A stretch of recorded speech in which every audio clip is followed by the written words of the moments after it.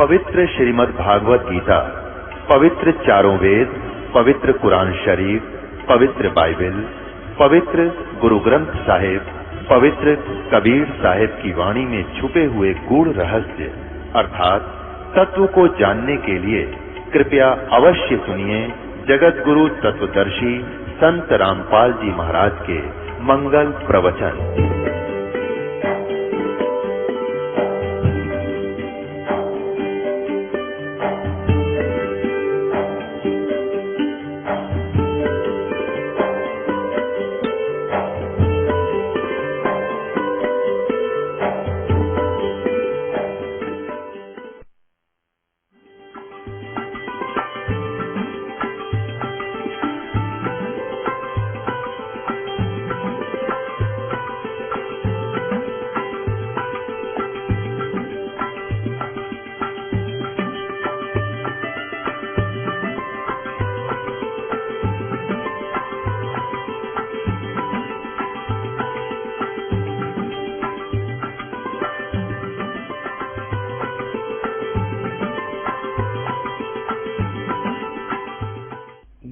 कबीर चरित्र बोध और इसके ये 1870 पृष्ठ पे, 1870 पे यहां देखिएगा।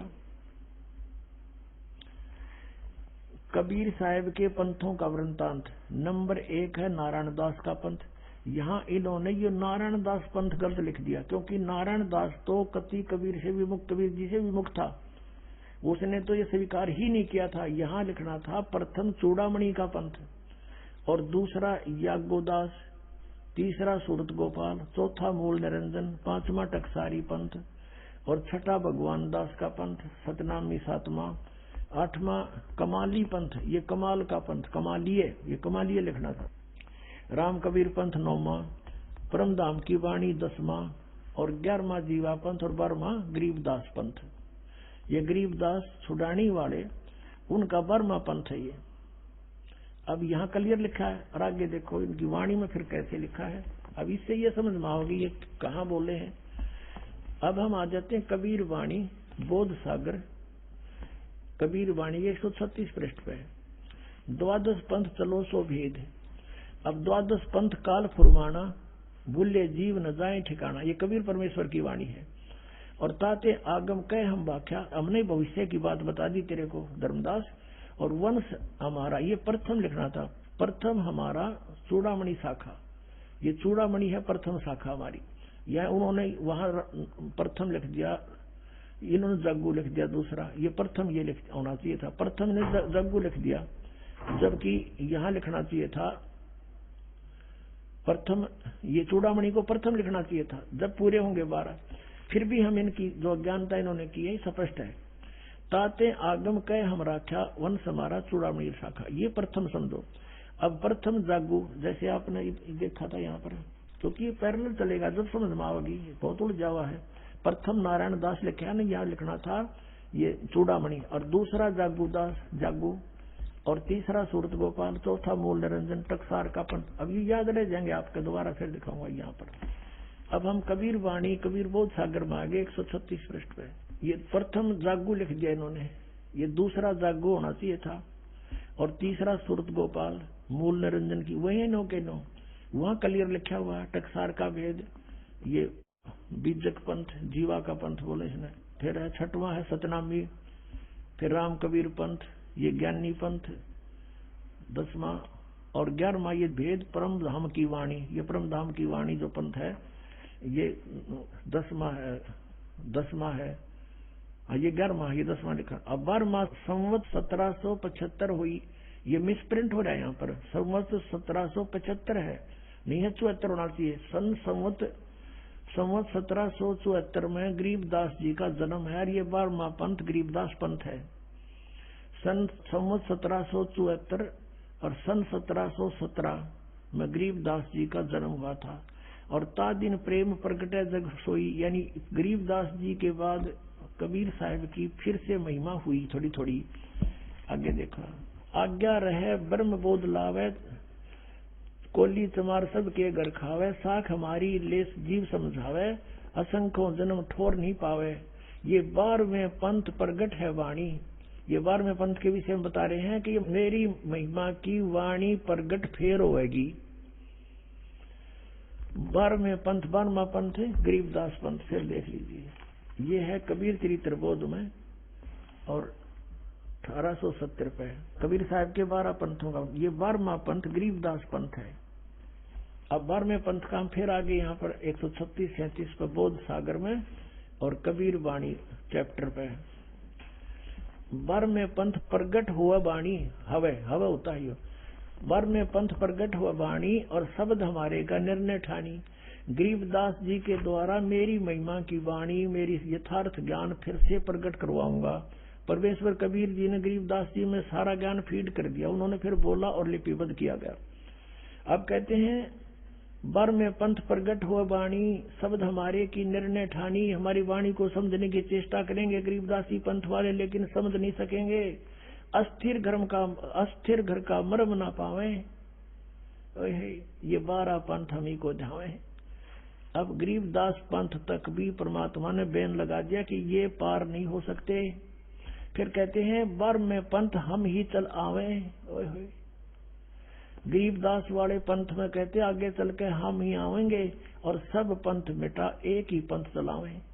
क्लियर हो गया कि 12वें पंथ में मेरी महिमा की वाणी प्रकट होगी। जो थोड़ी बहुत गड़बड़ कर गए हैं वो फिर सुचारू करवा दूंगा। और 12वें पंथ में हम ही आवेंगे। अब परमात्मा नहीं आए तो इस दास को भेज दिया अपने को, लेकिन शक्ति उन्हीं की काम कर रही है। और सब पंथ मिटा एक ही पंथ चलावे। अब देख लेना कुछ दिनों में इस विश्व में एक ही पंथ रहेगा, एक ही भक्ति का मार्ग रहेगा। अब फिर क्या कहते हैं कि प्रथम चरण कलयुग निराणा, तब मगर मांडो मैदाना। धर्मराय से मांडो बाजी, तब धर बोधो पंडित काजी। अब कहते हैं प्रथम चरण जो होगा, 3 चरण बताए हैं, एक प्रथम एक लास्ट और ये मध्य का। तो प्रथम कलयुग में वहां से शुरू हुआ। परमात्मा मगर से सह शरीर गए थे, लाखों लोगों के व्यक्तियों की उपस्थिति में ये प्रथम चरण था। अब यहाँ से समझ में आओगी कि 12वें पंथ में मेरी वाणी प्रकट होगी, सही ज्ञान उससे मिलेगा। अब यहाँ कहते 5505 तब ये शब्द होगा साचा।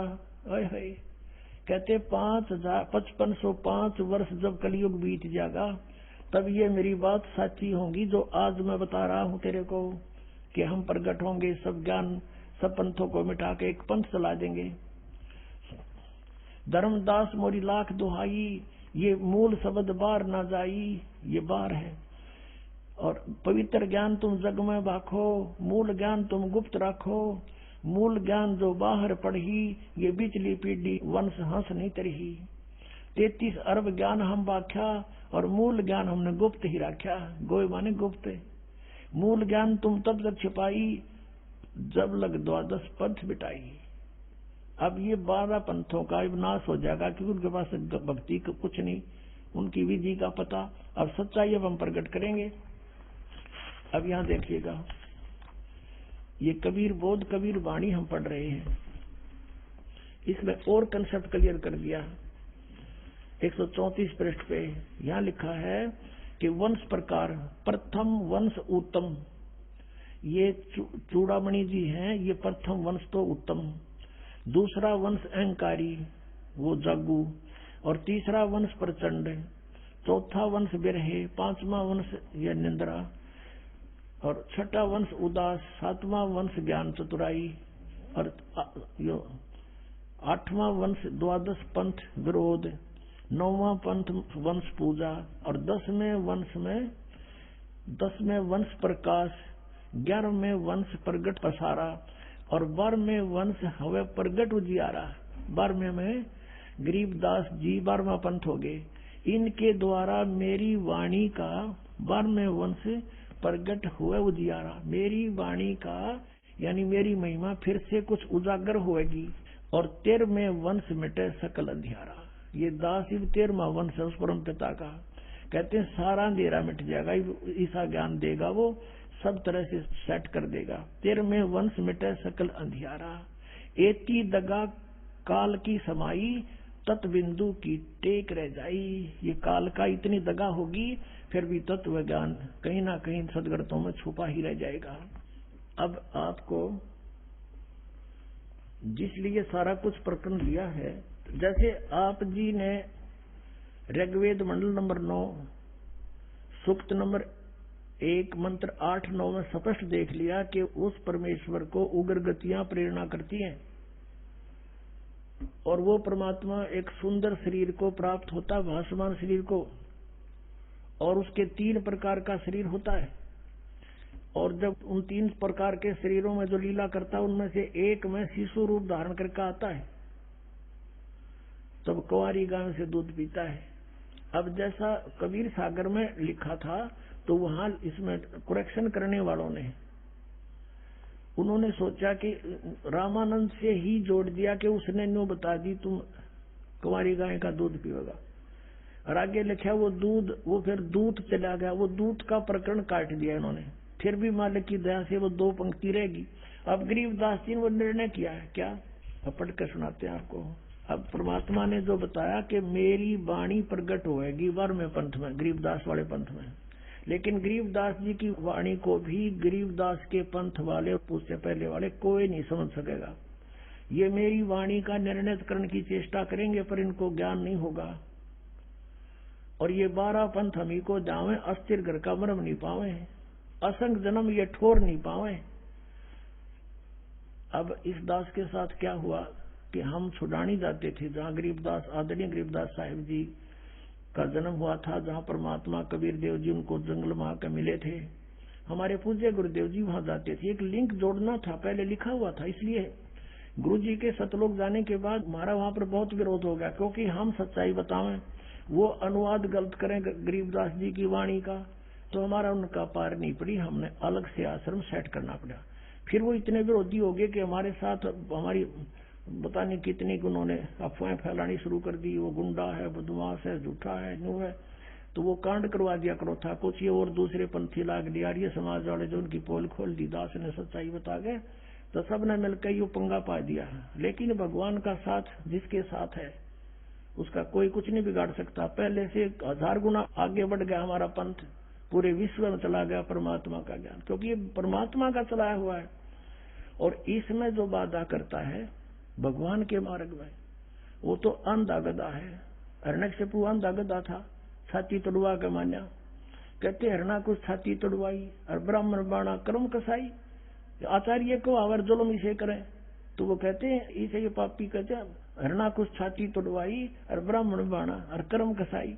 वो तो भगत को आवे और कर्म अपने बेटे ने भी मारे अभिमान के बस। तो कहने का भाव ये है कि ये आचार्य को आवे और गुरु और अपने शिष्यन पर मित करें, झूठ बोले। हम तो प्रमाण दिखाते हैं, और जो तुमने लिखा वो रूबरू कराते हैं। पता झूठ कहाँ बोल दी मैंने, मतलब लिखा हुआ दिखाता हूँ, आपके गुरु ने ये लिख रखा है और वेद ये बता रहे हैं। बता झूठ कब बोल गया मन, तो फुर्सत है कोई ना झूठ बोलने की, टाइम है कोई नहीं, कि सारी साची धरी भगवान ने लिख रखी। अब गरीबदास जी की वाणी में पारक का अंग है, एक चैप्टर है पारक का अंग, उसमें बहुत निर्णायक ज्ञान दिया है। क्या लिखा है? शिव उतरे शिवपुरी से अवगत बदन विनोदी, मैं के कमल खुशी बहे लिया ईश को गोदी। अब क्या बताते हैं? शिव उतरे शिवपुरी से अवगत बदन विनोद, और मैं के कमल खुशी बहे और लिया ईश को गोद। नजर नजर से मिल गई किया ईश प्रणाम। अब गरीबदास जी ने पूर्ति की है, जो वो दूध आ गया, दूध चला गया, फिर खुश हुआ, जो बकवास करा कि कुछ मिलावट और कुछ कटिंग पटिंग करके उन्होंने सोचा कि ऐसा कौन हो गया, ये हो गया। अरे सच्चाई ये थी जो गरीबदास जी ने बताया। जैसे आदरणीय तुलसीदास साहिब जी ने श्री रामचंद्र जी की रामायण लाखों वर्ष पहले जो घटना घटी थी, अब कलयुग में एज इट इज लिख दी चौपाइयों के माध्यम से, और सबको मान्य है वो, क्योंकि एक दिव्य दृष्टि रेंज होती है। उस तुलसीदास की रेंज खुल गई थी, वाह, वह दिव्य दृष्टि खुल गई थी और पीछे की जो चलचित्र की तरह सामने आ जाती सब घटनाएं वो तुलसीदास जी ने लिख दी थी और वो सही है। ऐसे ही गरीबदास जी ने, परमात्मा ने गरीबदास जी की दिव्य दृष्टि खोल दी, ज्ञान योग खोल दिया।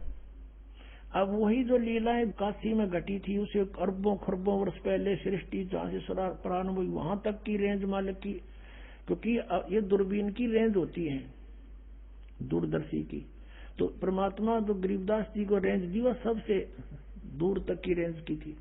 तो गरीबदास जी ने जो भी वार्ता हुई वो चलचित्र की तरह देखकर जब बोली ये वाणी, क्या लिखा है, शिव उतरे शिवपुरी से अवगत बदन विनोद, मैं के कमल खुशी भये लिया ईस को गोदे।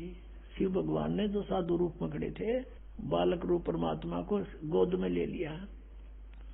नजर नजर से मिल गई किया ईस परिणाम, जब दोनों शक्तियों की आपस में नजर मिली तो उसने परमात्मा को प्रणाम किया शिव जी ने और क्या कहा, धन मोमन धन पूरे ना ये धन का सीनी काम, कैसे महापुरुष आए। अब वो पहचान तो नहीं सके शिव जी कि ये कौन पुरुष है कौन भगवान है, लेकिन उनकी जो लीला छवि और अंदर की, क्योंकि इनके अंदर दिव्य दृष्टि होती है, ये अवश्य महसूस हो गया कि ये बहुत परम शक्ति परम सिद्ध पुरुष है। इन ब्रह्मा विष्णु महेश से तो बहुत अन्य और भी सिद्ध से अलग अलग वैरायटी की शक्तियां होती हैं, इनसे जो अलग और भी अच्छे संत साधु होते हैं। तो इन्होंने सोचा कि कोई और परम शक्ति है जिसको हम भी नहीं जानते, वहां से कोई अवतार आया है। तो इस जान करके उन्होंने भगवान शिव ने भी प्रणाम किया। 7 बार चर्चा करिए बोले बालक बहने, शिव को कर मस्तक धैर्या ल्या मोमन एक धैनु। अब 7 बार कबीर साहब की बालक रूप में नवदास शिशु रूप में और शिव जी भगवान साधु रूप में खड़े, 7 बार बातचीत हुई और वो खड़ी खड़ा देख रहे दोनों पति पत्नी। वो सोच रहे साधु में इतनी करामात है कि मेरा बेटा बुलवा दिया, अवश्य ये मेरे बच्चे को दूध भी पिलाएगा। फिर शिव ने कहा उस सिर पे हाथ धरकर मोमिन को कि धन भाग है तुम्हारे। मोमिन माने मुसलमान। नीरू को कहा कि जाओ धन भाग है तुम्हारे घर पे, ऐसे बच्चा आया है तो परम शक्ति है और इस काशी का भी धन भाग है जहां पर ऐसे संत प्रकट हुए हैं। 7 बार चर्चा करी बोले बालक बहने, शिव को कर मस्तक धैर्या ल्या मोमन एक धेनु, एक धेनु ल्या धैन। अनव्यावर को दूहत है दूध दिया तत्काल, कुंवारी को बिना ब्याई को कुंवारी को दूहत है दूध दिया तत्काल। पीवे बालक ब्रह्म गति ही ता शिव भय दयाल।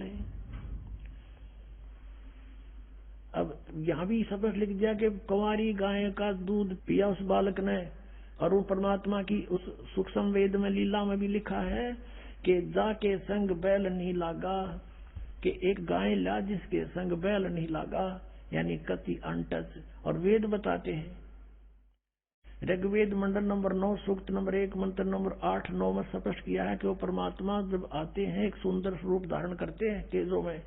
3 सतीथि में उनका रूप है, उनमें से एक सतीथि जो शिशु रूप में प्रकट होते हैं, उस समय वो बालक रूप में प्रकट परमात्मा की परवरिश की लीला कुंवारी गाय से होती है। आज तक इतिहास सुना दो किसी भी भगवान का ऐसी लीला हुई हो जो वेद में लिख रखा है।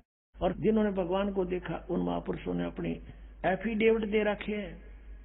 हम सुल्तानी नानक तारे दादू को उपदेश दिया, जात दुलाहा वेद न पाया, ये काशी माहे कबीर हुआ। बोलो सतगुरुदेव की जय हो।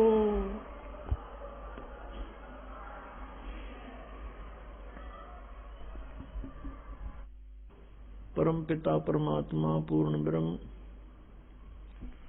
सर्व सृष्टि रतनहार कुल मालिक कबीर साहिब जी, ये हम सभी आत्माओं के पिता हैं, ये परमात्मा है। पुण्यात्माओं,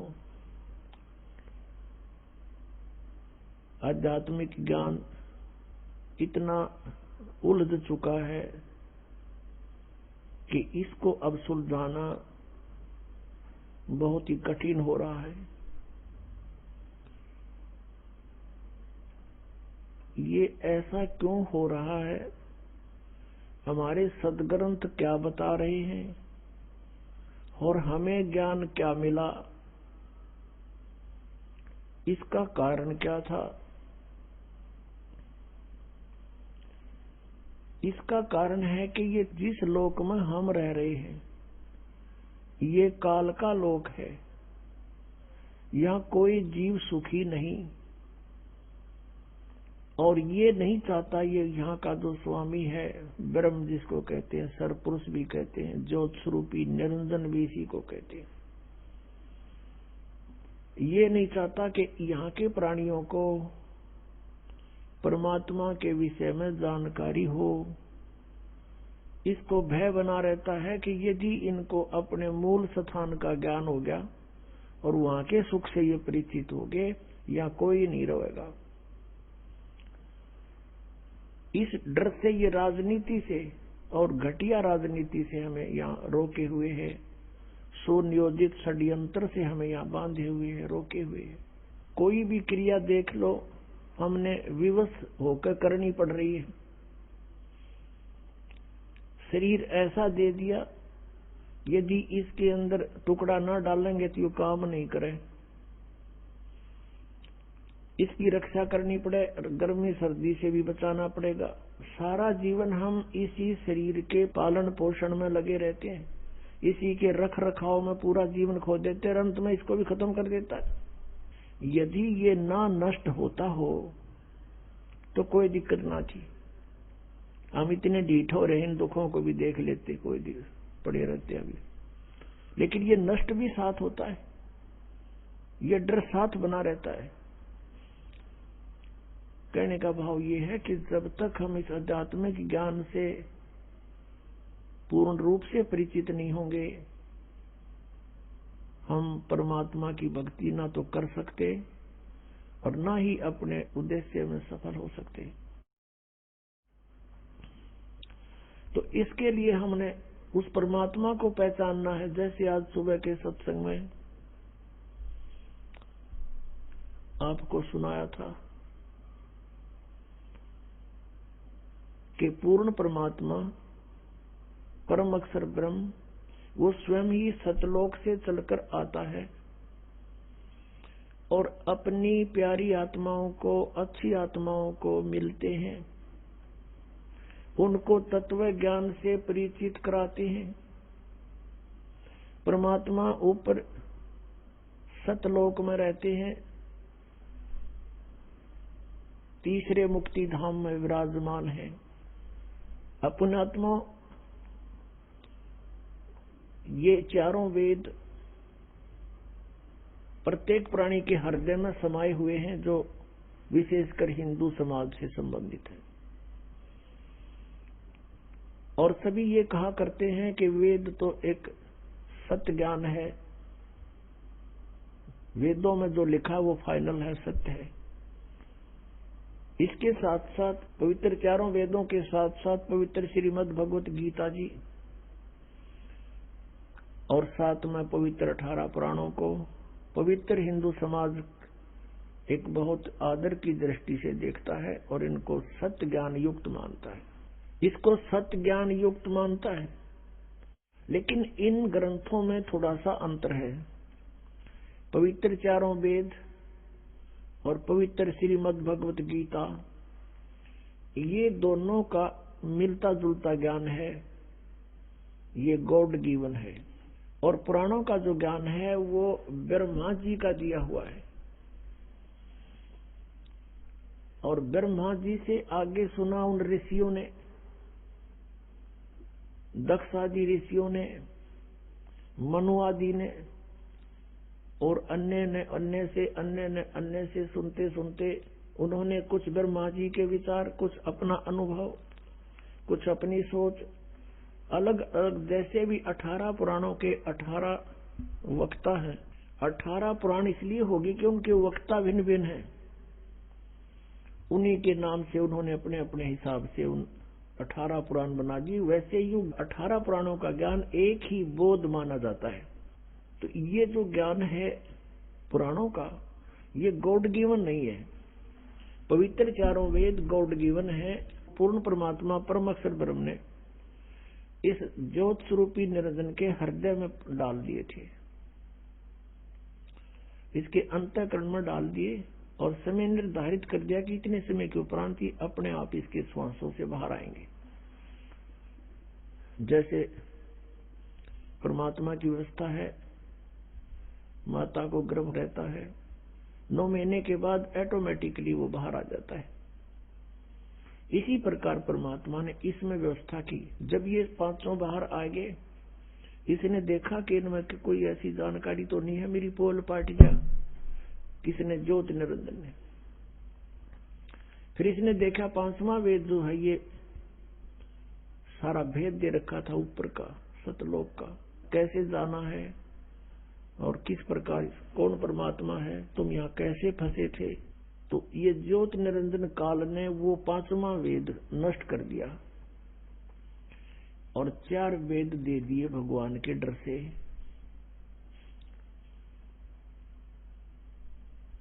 इन 4 वेदों में पूर्ण परमात्मा की महिमा है, साथ साथ में इसकी भी महिमा है। ये कितने सतर का भगवान है, इसकी भक्ति से कितना लाभ हो सकता है। फिर इस काल ने ही ब्रह्म ने 4 वेदों को पढ़ा, उस 4 वेदों वाले ज्ञान को श्री कृष्ण जी में प्रवेश करके इसने बोला। इसमें थोड़ा सा इसने एकाध जगह गड़बड़ करने की चेष्टा की है और उसमें कहा कि ये मेरा मत है। यदि इसका मत वेदों से मेल खाता है तो वेद ज्ञान है वो, और इसका मत वेदों से मेल नहीं खाता है तो इसका अपना ही विचार है, वो भी नहीं मानने हमने केवल वेद ज्ञान को मानना है और 5वां वेद परमेश्वर ने स्वयं आकर के बोला था उसको मानना है। 18 पुराणों को हमने सहयोगी शास्त्र मान रखा है कि इसमें जो लिखा है इनमें इन ब्रह्मा विष्णु महेश जी की जीवनी है और इन्होंने लिख रखी है, तो इसको हमने इसलिए सत्य मानना है कि इनमें जो लिखा है इनकी सतीथि वह सही लिख रखी है। और जो पुराणों में वेदों के विपरीत ज्ञान है वो मान्य नहीं है। विपरीत कौन सा है? जैसे वे ऑफ वर्शिप। बाकी जो ज्ञान है वो तो वेदों से अलग है ही, वो तो हमने सिर्फ उनकी अपनी जीवनी है। ब्रह्मा जी की क्या स्थिति है, विष्णु जी की क्या स्थिति है, भगवान शंकर की क्या स्थिति है, इस तरह की कहानियां इसमें लिखी हुई है, इनकी लीला लिखी है। उसके साथ साथ फिर अपने ऋषियों ने अपना अनुभव लिखा हुआ है। तो उनका अनुभव यदि वेदों के अनुसार नहीं है, वे ऑफ वर्शिप उसकी ऐसी नहीं है, तो नहीं मानेंगे। उन्होंने अपनी मर्जी से किसी में कोई मंत्र लिखा है, कोई कुछ लिखा है, वो नहीं मानेंगे, क्योंकि वो उनका अपना सोच है, वेद ज्ञान नहीं है वो। तो इस कारण से वेदों का ज्ञान जो है वो फाइनल है और पुराणों का ज्ञान भी हम केवल इसलिए मानते हैं कि जो ब्रह्मा विष्णु महेश को अजरो अमर कहा करते थे, सर्वेश्वर कहते थे, कालज्य और मृत्युंजय कहते थे, और वो यही कहा करते थे कि शिव पुराण में ऐसा लिखा है, विष्णु पुराण में ऐसा लिखा है और मार्कंडेय पुराण में ऐसा लिखा है, ब्रह्मा पुराण में ऐसा लिखा है। आज हमने उन पुराणों में जो पढ़ा वो ब्रह्मा विष्णु महेश की सतीथि जैसा वो बताते थे उसके विपरीत है और पुराण वही है। तो हमने पवित्र वेदों में ये जानना है कि उन वेदों में क्या लिखा है, क्योंकि वेद परमात्मा की ही महिमा से परिपूर्ण है और उन वेदों ने हमें क्या बताने की चेष्टा की है। हमने उन पवित्र सदग्रंथों से ये जानना है कि भगवान कैसा है और कौन है, कहाँ रहता है, उसको कैसे पाया जाता है, हम यहाँ किस लिए दुखी हो रहे हैं, हम यहाँ क्यों भटक रहे हैं।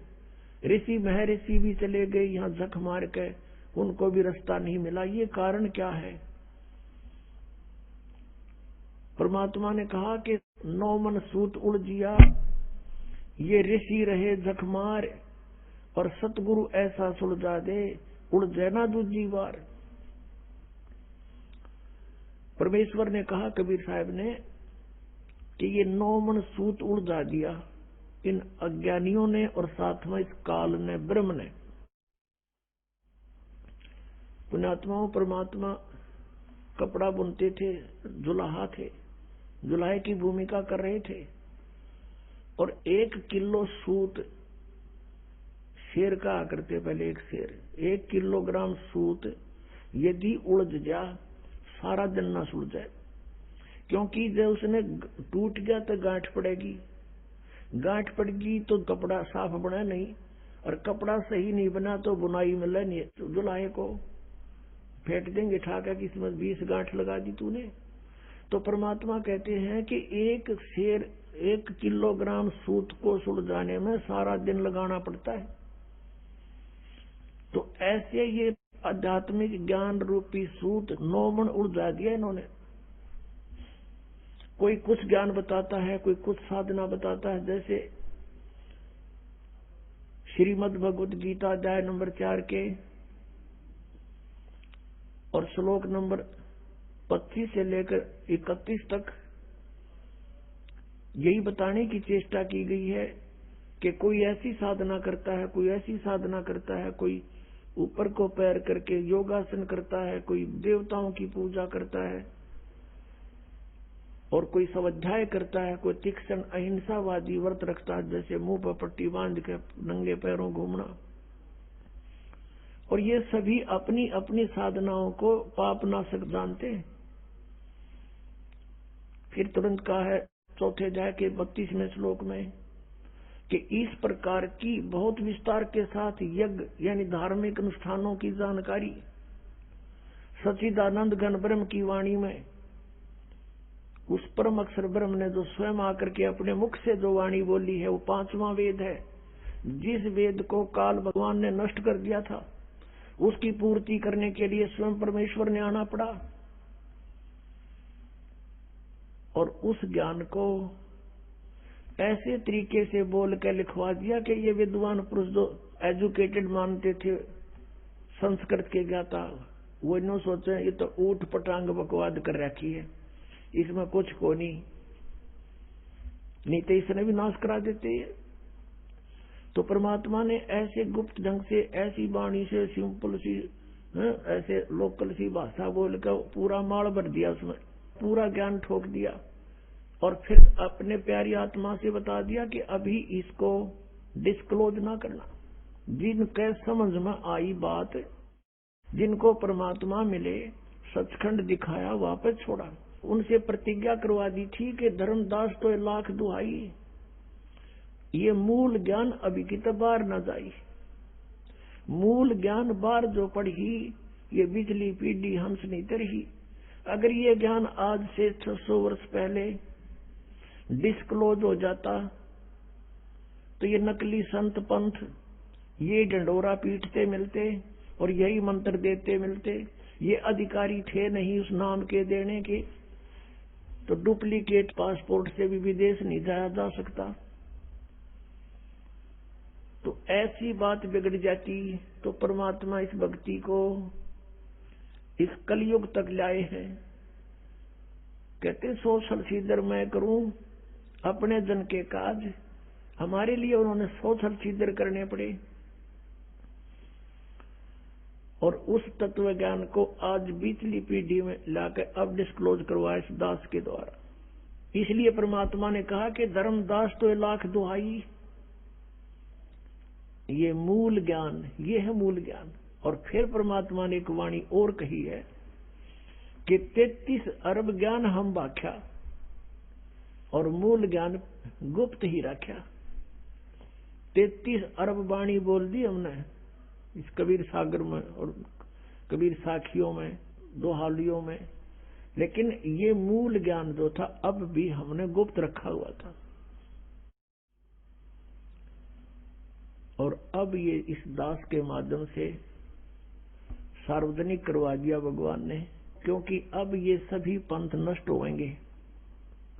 इनका अस्तित्व खत्म हो जाएगा कुछ दिनों में, क्योंकि इस बुद्धिमान जनता है, अपने भले बुरे को खूब समझते हैं ये।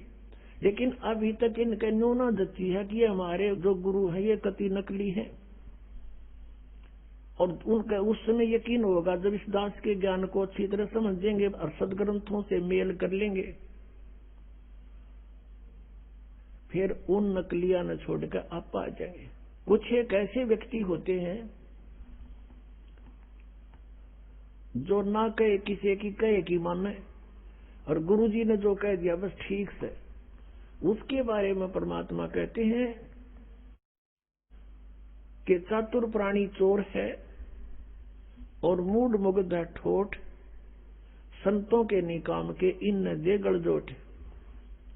इतने प्रमाण देख के और जो व्यक्ति नहीं मान रहा कि ये संत नहीं है, कहते फिर वो तो मूड है, मुग्ध मूड ठोठ, फिर वो हमारे काम के नहीं है, वो वहीं पड़े रहे उन्ना दो रहे। एक भक्त कह रहा था जी ये आवत है सारे जितने दूसरे पंथा दौरे बैठे हैं। उसने एक उदाहरण दिया कि जैसे बाई बस ट्रेवल कर रहे हैं और रास्ते में कई बार बस खराब हो जाती है,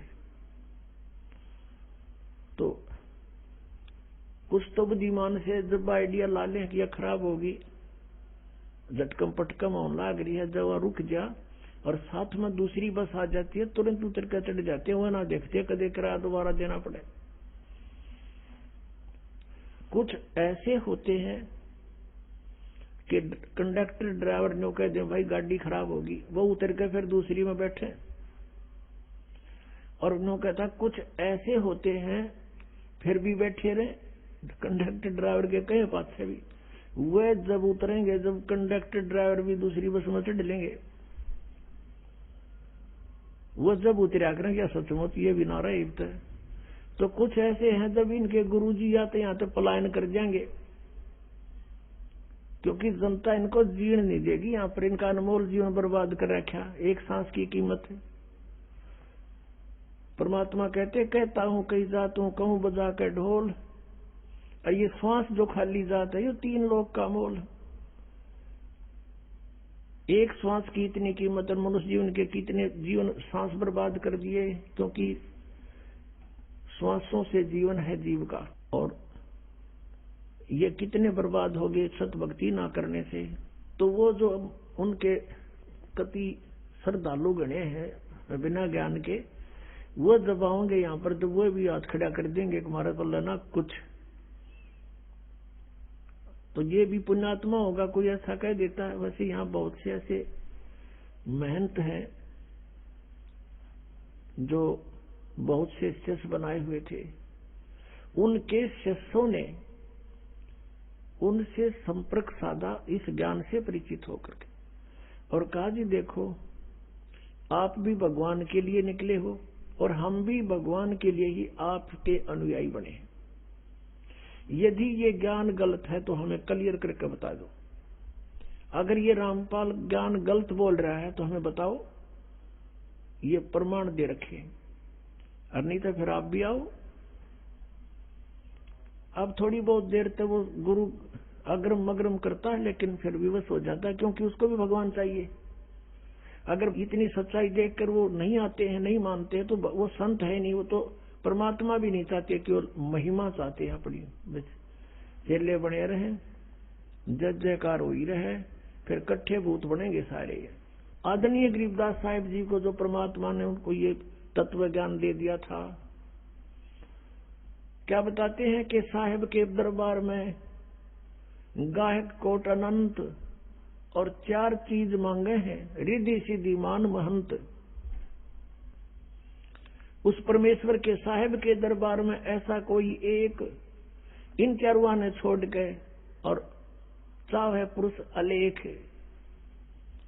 तो ये सब मान महंत के भूखे हैं जितने ये संत पंथ बने हुए। यदि ये मान बढ़ाई नहीं चाहते हैं और ये अपना कल्याण चाहते हैं और ये हितैषी है अपने अनुयायियों के, तो इस दास के ज्ञान से परिचित हों और इसमें बताओ गलत कहाँ है। और ये अपना टिप्पणी तो फिर इसके ऊपर क्यों नहीं बोलते। 10 साल हो गए दास ने गला फड़ाते ने, और सरेआम कह रहा हूँ, टीवी चैनलों पर भी बोल रहा हूँ, पुस्तकों के माध्यम से भी इनके पोल खोल रहा हूं। क्यों ना बोलते, ये क्यों नहीं बोलते? क्योंकि ये चोर है।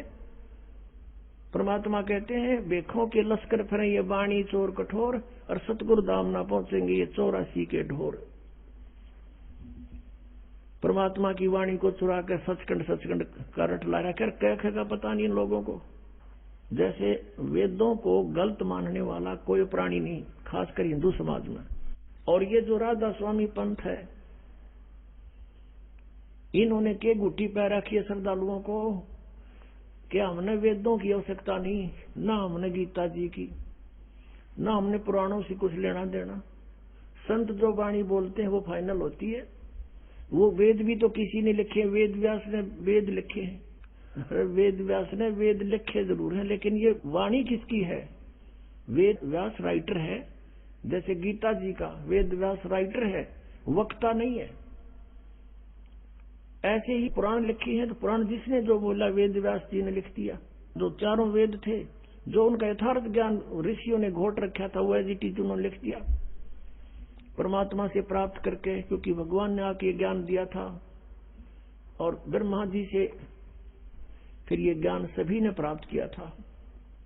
तो उसने केवल लिखा है, लेकिन ये गॉड गिवन है। और ये क्या बताते हैं कि संत जो भी नाम दे दे वो ठीक, उसी से मोक्ष हो जाएगा। और फिर ये भी कहते हैं कि हमने वेदों की जरूरत नहीं है, हमारा तो ज्ञान वेदों से ऊपर का है। वेदों से ऊपर का हमारा ज्ञान है। और हम जैसे कोई कहता अभी, जैसे यहाँ कमल बताते हैं शरीर में पीछे, तो वो कहते हैं हम तो सीधे त्रिकुटी से चलते हैं, हमने त्रिकुटी यहाँ नहीं है, वैसे वो यहाँ बताते हैं यहाँ बैक में होती है। और कहते हैं हम सीधे त्रिकुटी से चलते हैं, हमारा तो वहां से मार्ग शुरू होता है। अब पुण्यात्माओं जो वेद ज्ञान को गलत बताते हैं, तो इससे सिद्ध होता है कि उनका ज्ञान तो घना निर्मल होना चाहिए। वेदों से ऊपर का है तो कुछ वेदों वाला भी थोड़ा बहुत समावेश चाहिए उसके अंदर। जैसे 10वीं का सिलेबस होता है, 10th क्लास का, तो उसमें पहली से लेकर कैक है तो वहीं से शुरू होते हैं। तीसरी, चौथी, 5वीं, 6ठी, 8वीं, 9वीं का भी कुछ उसमें समावेश होता है ज्ञान का। और इनका ज्ञान दिखाते हैं आपको राधा स्वामी वालों का, जो ये कहते हैं कि हमारा ज्ञान तो वेदों से ऊपर का है। अब दिखाता है इनका ज्ञान। 2 बोल इनके भी सुनाए दूं राधा स्वामी वालों के। एक पुस्तक है सारवचन राधा स्वामी वार्तिक, ये देखिएगा, इसकी एक झलक दिखाते हैं आपको। सारवचन राधा स्वामी वार्तिक, राधा स्वामी सत्संग व्यास, ये कहां से छपी है? प्रकाशक है जगदीश चंद्र, सेक्रेटरी राधा स्वामी सत्संग व्यास, डेरा बाबा जयमल सिंह, पंजाब। 2003 में ये 16वां संस्करण है। और ये यहां से छपी है, printed in India by Lakshmi offset printers, Delhi. इतने में इसकी भूमिका में क्या लिखा है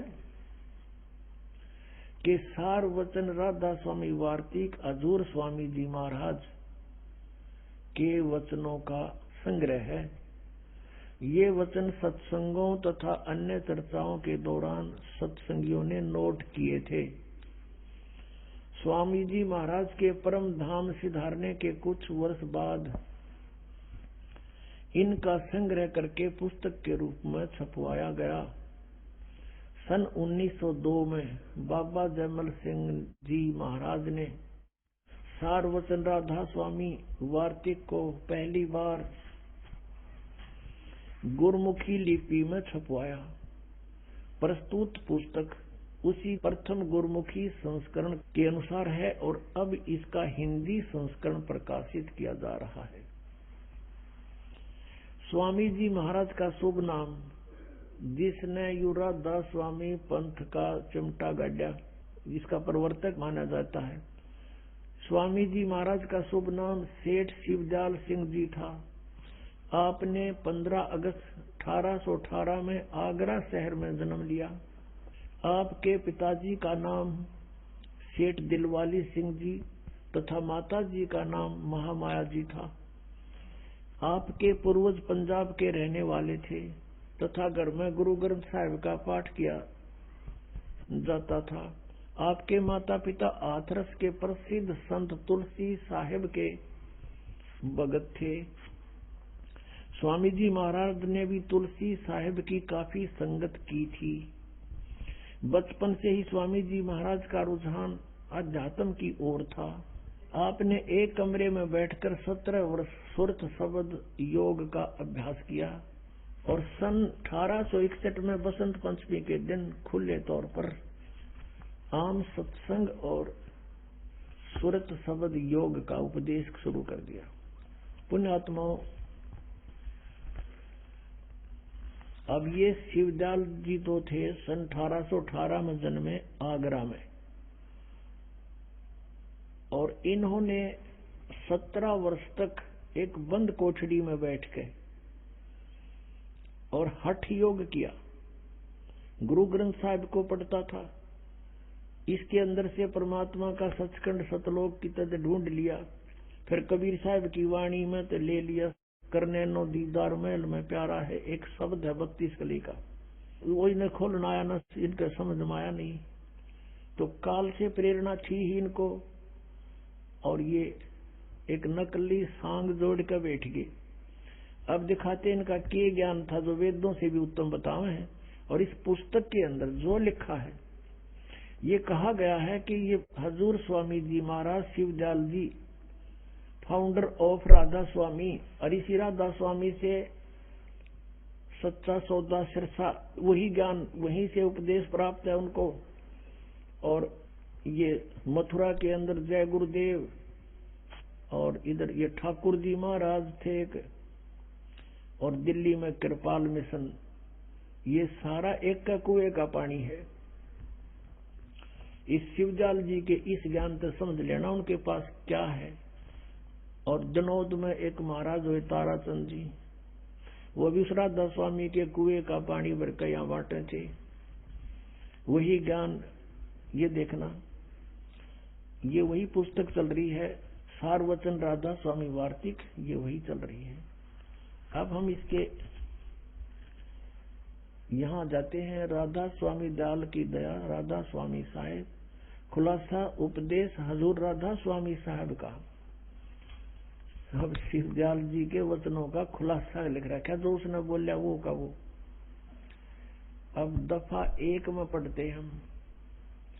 सिर्फ काम इतना है कि इंसान यानी मनुष्य अपनी सूरत यानी रूह को, उसके खजाने और निकास यानी मुकाम सतनाम और राधा स्वामी में, मुकाम माने स्थान, सतनाम स्थान कहा है, राधा स्वामी भी सतनाम का स्थान कहा है, मुकाम। इनका ज्ञान देखियो, तोड़ पाट रखे न पहुंचावे, यानी उस राधा स्वामी स्थान में पहुंचावे, सतनाम स्थान में अपनी सूरत पहुंचा दे। फिर तीसरे वचन में गीता के श्लोक बना रखे, इन्हें कति 118 150 वर्ष हो गए इनको न्यू के न्यू प्रिंट कर रखी। जितने आचार्य और महात्मा और अवतार पैगंबर हरेक मजमा हुए हैं, वे सब अपने अभ्यास के जोर से अंतर में तरफ मुकाम असली के चले, असली स्थान की ओर चले। कोई बिरले संत मंजिल 8वीं यानी राधा स्वामी तक पहुंचे। अरे वाह। अच्छा, सिर्फ संत मंजिल 5वीं यानी सतनाम पर पहुंचे। अब यह मंजिल 5वीं सतनाम, और कोई बिरले संत मंजिल 8वीं यानी राधा स्वामी पर पहुंचे। अब यहाँ देखो, अब आपने देख लिया, यहाँ तक क्लियर कर दिया न कि सतनाम भी स्थान है, मंजिल कहो, ये मंजिल का यहाँ अनुवाद भी कर रखा है।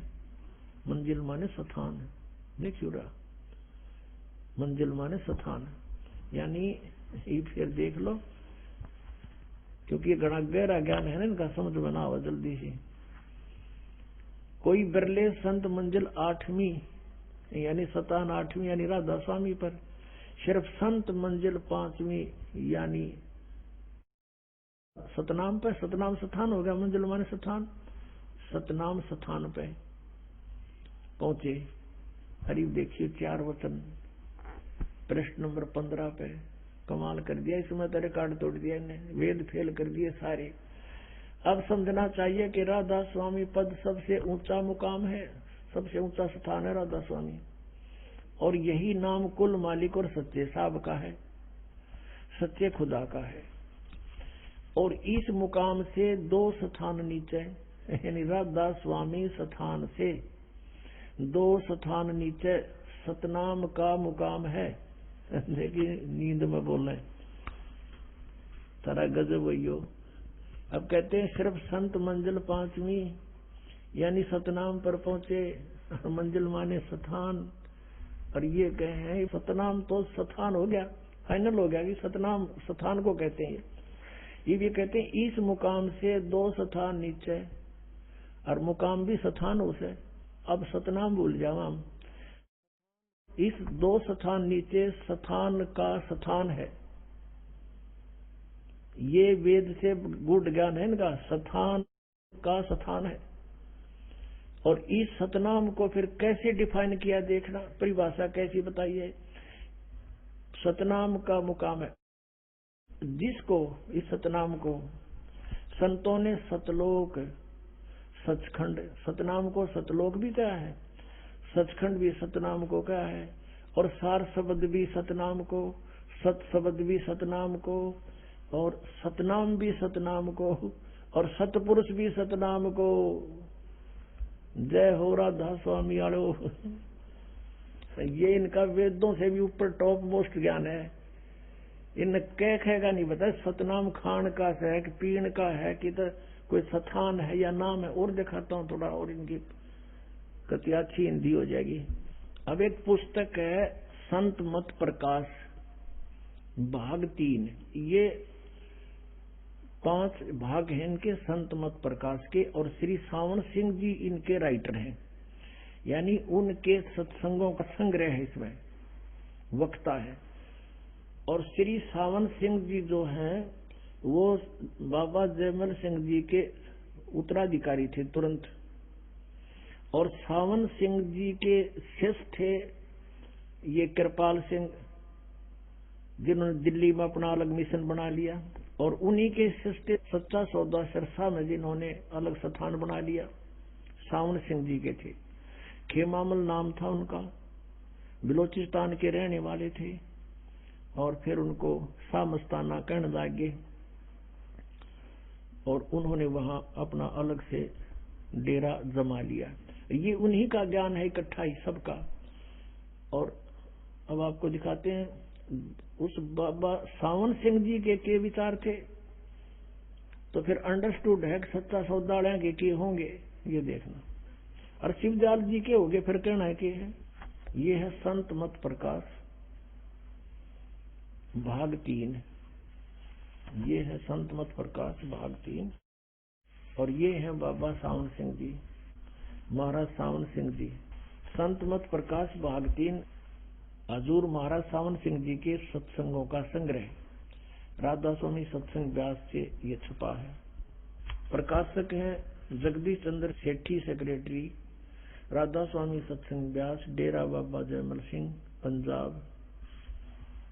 और ये यहाँ से छपी है।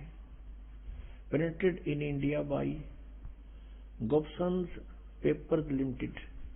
अब इसमें दिखाते हैं आपको, 102 पृष्ठ पे लिखा है, इसके 102 पृष्ठ पे संत मत भाग 3 यहां लिखा है, इसने इस सतपुरुष सतनाम कहाई, सतलोक निज पाया आई, इसका डिफाइन किया इसने इस सेंटेंस का। सचखंड या सतनाम चौथा लोक है, आगे ना, सचखंड या सतनाम चौथा लोक है, और सभी के अंदर है, आपके अंदर है ये सचखंड सतनाम। और अगर यह सतगुरु से राह लेकर मेहनत करके अंदर पर्दा खोल ले तो सचखंड पहुंचा जा सकता है। ठीक, अब हमने ये देखना है कि यहाँ कह रहा है ये सचखंड या सतनाम चौथा लोक है, ये सतनाम चौथा लोक है, ये अपने अंदर है सबका। अब दिखाते हैं आपको 107 पृष्ठ पे, 106-7 पर देखा, वही सत्संगी हजूर जहाँ राम नाम का जस महिमा होता हो, कोई प्रसंग चल रहा है तो महाराज सावन सिंह जी कहते कौन से राम का जिक्र कर रहा है तू? वह सत्संगी कहने लगा क्या राम बहुत सारे हैं? महाराज जी यानी सावन सिंह जी कह रहे हैं राम 4 हैं, आपका इशारा कौन से राम की तरफ है? अब सत्संगी पूछा है कि हजूर चारों राम खोल कर बताइए। महाराज जी लागे खोलन, फिर एक राम दशरथ गरडोल है, एक राम सब घट घट में बोल है, एक राम का सकल पसारा, एक राम त्रिभुवन से न्यारा। और देखो इसका अनुवाद किया किसने? पहला राम राजा दशरथ के बेटे थे जो त्रेता युग में अवतार थे, आए और अपनी ड्यूटी अदा करके चले गए, लेकिन अब हमें नहीं मिल सकते, हमारा काम नहीं कर सकते। अब दूसरा राम मन है जो घट घट में व्यापक है। तीसरा राम ब्रह्म है जो सारी त्रिलोकी को पैदा करता है, पालता और नाश करता है। चौथा राम सतनाम है, यो असली राम है। इनका अकल देखो पत्थर पड़ रहे इन पे। किता सतनाम स्थान है, एव यो सतनाम राम है, यो असली राम है।